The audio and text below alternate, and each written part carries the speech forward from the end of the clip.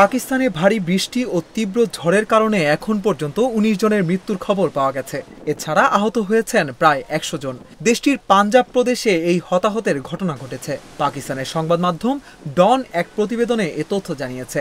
ডনের প্রতিবেদনে বলা হয়েছে, পাঞ্জাব প্রদেশের বহু ঘরবাড়ি এবং পুরনো দালান ঝড় বৃষ্টিতে ক্ষতিগ্রস্ত হয়েছে। বেশিরভাগ মৃত্যু ঘটেছে পুরনো ও ঝুঁকিপূর্ণ ঘরবাড়ি ধসে পড়ার কারণে। এর আগে গত শুক্রবার পাঞ্জাবের প্রাদেশিক দুর্যোগ ব্যবস্থাপনা কর্তৃপক্ষ পিডিএমএ পাঞ্জাবের বিভিন্ন এলাকায় ঝড়ো হাওয়া, ধূলিঝড় ও বৃষ্টি হতে পারে বলে সতর্ক বার্তা দিয়েছিল। পিডিএমএ এক বিবৃতিতে জানিয়েছে, বজ্রপাত থেকে বাঁচতে নিরাপদ স্থানে থাকুন, খোলা জায়গায় থাকবেন না, অপ্রয়োজনে বাইরে বের হবেন না এবং ধীরে গাড়ি চালান।